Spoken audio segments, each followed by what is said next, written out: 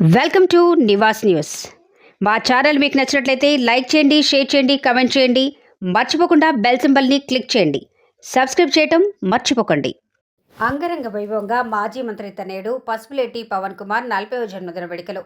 ఉమ్మడి కడప జిల్లా కడప పట్టణం శ్రీ విజయ సేవా సమితి శనివారం నాడు పసుపులేటి పవన్ కుమార్ అభిమానులు అక్కడ ఉన్న నిరాశ్రయులకి అందరికీ కేక్ కట్ చేసి అందరికీ పళ్ళు పంచిపెట్టారు. శ్రీ విజయ సేవా సమితి డైరెక్టర్ శ్రీనివాసులరెడ్డి మాట్లాడుతూ పసుపులేటి పవన్ కుమార్ ఎందరికో పేద ప్రజలకి ఇంటి పెద్ద కొడుకుగా వారికి అన్ని విధాలుగా సహాయాలు చేస్తూ గత 45 సంవత్సరాల నుండి పసుపులేటి సరస్వతమ్మ మెమోరియల్ ఫౌండేషన్ ట్రస్ట్ని స్థాపించి కడప జిల్లా ప్రజల ఆరాధ్య దేవుడిగా పూజిస్తారు. ఎవరికి ఏ సహాయం అవసరం వచ్చినా ఈ ఇంటి తలుపులు తట్టితే అంతా మంచి జరుగుతుంది అని నమ్ముతారు. అంతేకాదు ఇతను చేసే పుణ్య కార్యక్రమాలు, సేవా కార్యక్రమాలు అక్కడ ప్రజలు చరిత్రలుగా చెప్పుకుంటున్నారు.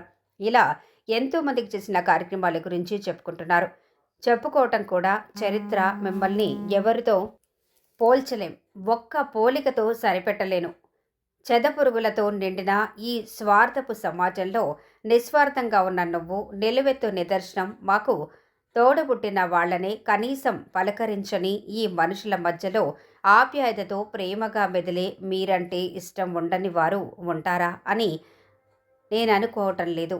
మీ సమాజంలో జరుగుతున్న ఎన్నో మంచి చెడు విషయాలను ప్రపంచానికి చాటి చెప్పి ఎంతోమందికి అనేక విధాలుగా సహాయపడుతున్నారు.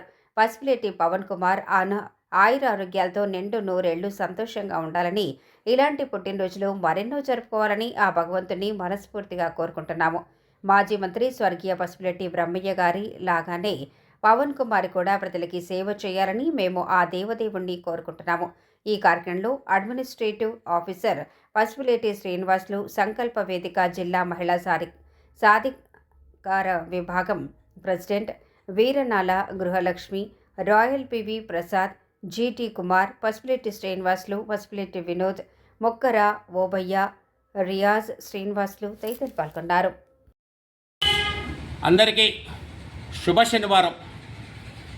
ఉదయం వేళ, చల్లని వేళ, ఎంతో సేవామూర్తులు కొలువుతీరిన వేళ. పసుపులేటి బ్రహ్మయ్య జిల్లా రాజకీయాల గురించి తెలిసిన వాళ్ళు, ఆ పేరు తెలియని వారు ఉండరు. ప్రత్యేకించి రాజంపేట ప్రజలకు అందరి వాడు, ఆజాజ శత్రువు, ఒదికగా ఉండే వ్యక్తి. ఒక ఎమ్మెల్యే అయినా, ఒక మంత్రి అయినా కూడా మన పక్కింటి ఒక బాబాయ్ లాగా ఉండే వ్యక్తి. నాకు కూడా కొద్దిగా చిరపరిచితులు. నాకు తెలిసి వారు త్వరగానే దేవుడి దగ్గరికి వెళ్ళారేమో అనిపిస్తుంది.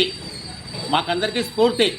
ఎందుకంటే వారు రాజకీయాలు రాకముందే పసుపులేటి ఫౌండేషన్ అనే సంస్థ ద్వారా వారు సేవా కార్యక్రమాలను కొనసాగిస్తూ వచ్చారు. త్వరగా వారి మరణం అనేది చాలా బాధాకరము. అలాగనే వారి తర్వాత ఒక రాజకీయంగా, అలాగనే సేవాపరంగా కూడా వారి కుమారుడు వీర పవన్ కుమార్ ఒక వారసత్వంలాగా అటు రాజకీయాలు అటు సేవాభావం చేసుకుంటూ వస్తున్నారు. గతంలో ఎన్నో కార్యక్రమాలు మన దగ్గర, మన పసుపులేటి వినోద్ గారు, మన శ్రీనివాసులు గారు, మిగతా అందరూ కలుసుకొని కొన్ని కార్యక్రమాలు మన దగ్గరనే చేస్తూ వస్తున్నారు. ఈరోజు వీర పవన్ కుమార్ 40వ పుట్టినరోజు. నిజంగా చాలా సంతోషము ఆ అబ్బాయిది. అలాగే ఒక నాన్నగారి రాజకీయాల్లో కూడా వారు కొనసాగుతూ వస్తున్నారు, సేవా కార్యక్రమాలు కూడా కొనసాగుతూ వస్తున్నారు.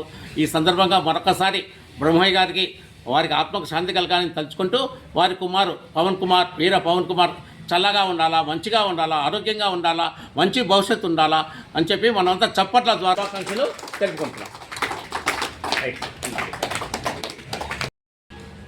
శ్రీనివాసులరెడ్డి గారు గత 30 సంవత్సరాల నుంచి మాకు పరిచయము. వివిధ రంగాల్లో ఆయనతో తోడ్పాటుగా మేము వస్తున్నాం. అయితే ఇటువంటి గొప్ప మానవతా కార్యక్రమం ఆయన చేపట్టడం అనేది మనం అందరం, మీరు కాదు మేము కాదు, అందరం కూడా, ప్రజలందరం కూడా ఆయనకు కృతజ్ఞతలు తెలియజేయాలా. ఆయనను ఎప్పుడూ దీవిస్తూ ఆయన ఇంకా అభివృద్ధి చేసి ఇంకా 10 మందికి, ఈరోజు 40 మంది ఉంటే ఇంకా రాబోయే భవిష్యత్తులో ఆయన ఇంకా ప్రజాసేవలో ఇంకా ఎక్కువ విస్తరించాలా అనే అభిప్రాయము ఆ దేవుణ్ణి ఇది కలిగించాలా ఆయనకని నేను కోరుకుంటున్నా. అయితే మా పవన్ కుమార్ వాళ్ళ తండ్రి బ్రహ్మయ్య గారు పసుపులేటి ట్రస్ట్ తరఫున చాలా కార్యక్రమాలు చేశారు, ఎన్నో దేవాలయాలు కట్టారు, ఎందరికో డబ్బులు ఇచ్చారు, ఎన్నో సేవా కార్యక్రమాలు చేశారు. అయితే వాళ్ళు చిన్నప్పటి నుంచి ఆ సేవా కార్యక్రమాలు వాళ్ళ పాత్రను చూసినారు కాబట్టి వాళ్ళు ఏ పని చేసినా, ఉద్యోగం చేసినా, ఇంకొకటి చేసినా మా నాయన చేసిన పనులు కొనసాగించాలా అనే ఒక తపన ఆ పిల్లోనికి ఉంది. అయితే దేవుని దయ మనం ఏం చెప్పలేము. అతనికి కొంత ఆర్థికంగా దేవుడు కలిగించాల, మనమేమో అతని చేతిలో పెట్టలేము. అతను ఏ వ్యాపారం చేసుకుంటున్నాడో, ఉద్యోగం చేసుకుంటున్నాడో దాంట్లోనే ట్రస్ట్కు దీనికి కొంత ఖర్చు పెట్టి చేయడం అనేది అటువంటి మనసు ఉండేవాళ్ళు, అంటే మన శ్రీనివాసులు రెడ్డి గారి విధంగా ఆ పిల్లకాయ కూడా అటువంటి మనసు కలిగించడం అనేది ఆ దేవుని కృపే. అది అతనికి ఆయురారోగ్యాలు కలుగుతూ అతనికి కొంత దేవుడు సహాయం చేసి ఇటువంటి కార్యక్రమాలు ఇంకా చేసే పరిస్థితిని అతనికి కల్పించాలని ఆ దేవుణ్ణి కోరుకుంటున్నా. అయితే అతను రాజకీయాల విషయాల గురించి నేను మాట్లాడను, ఉండొచ్చు, పార్టీలో ఆయన ఉన్నాడు కాబట్టి ఉండవచ్చు. ఏదైనా రాజకీయ పదవి వస్తే అది కూడా ఈ సేవకే ఆ పిల్లోడు అంకితం చేస్తాడు, కానీ అతను స్వార్థానికి చేసుకోడు.